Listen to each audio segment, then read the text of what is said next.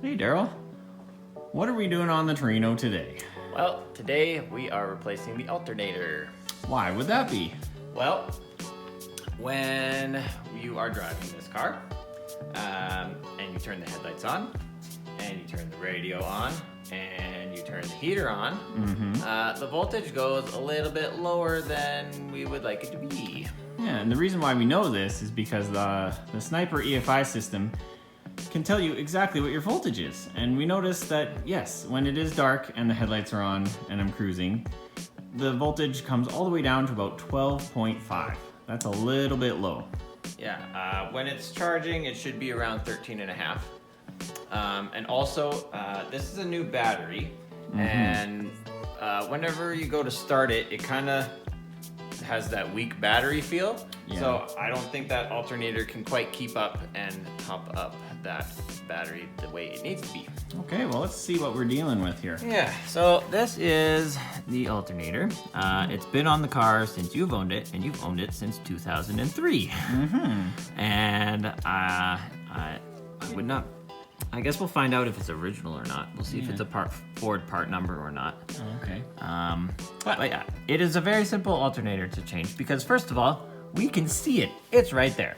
Excellent. Most new vehicles, they hide them in very hard to reach places. Sometimes you have to remove fender panels to get them, or those fender wells. And we better. because it's just right there. Yeah, right there. 2 easy bolts. Boom, boom, and no confusing snake pattern for the drive belt. No sir. It just goes crankshaft to alternator.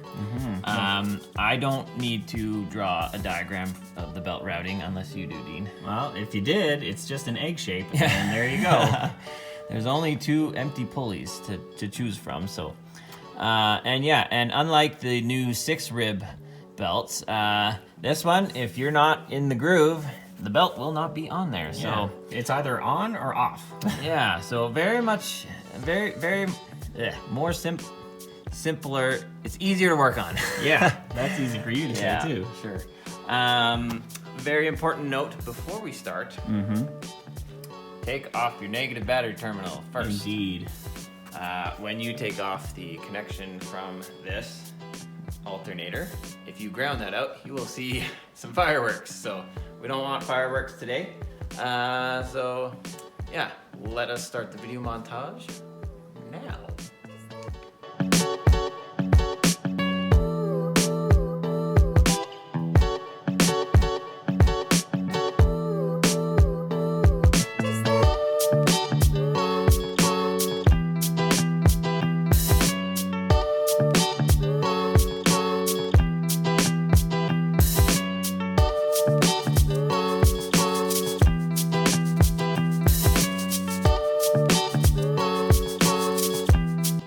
So we got the alternator off here, but we're still connected. The one thing we just want to highlight is if you are taking something apart and you want to make sure that you put it back together, there's a real simple solution to that. Just take a photo of it.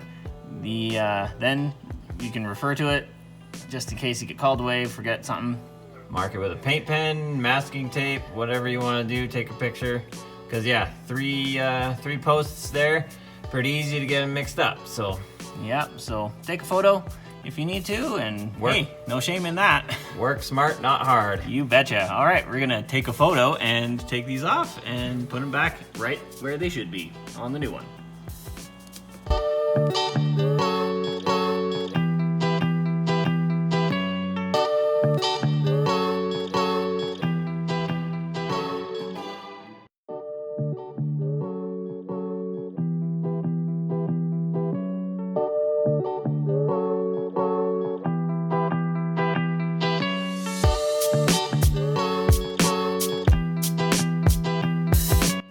So you might have been wondering, hey, what are you doing with that pry bar in the video? Well, the alternator acts as its own tensioner. So this is the pivot bolt, like this one just stays stationary. That bolt down there, if you can see, it has a track it can pivot on.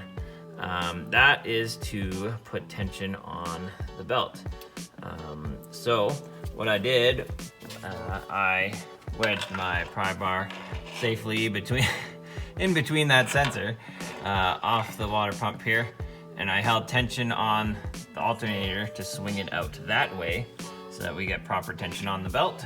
And then Dean tightened it up, and yeah, you can see belt, it's got good enough tension on it. So yeah, and that's about as easy, that's as easy as it is, or as hard as it is to change an alternator on an older car. Alrighty. So yeah, thanks for watching. Like and subscribe, and if it ain't broke, go drive it.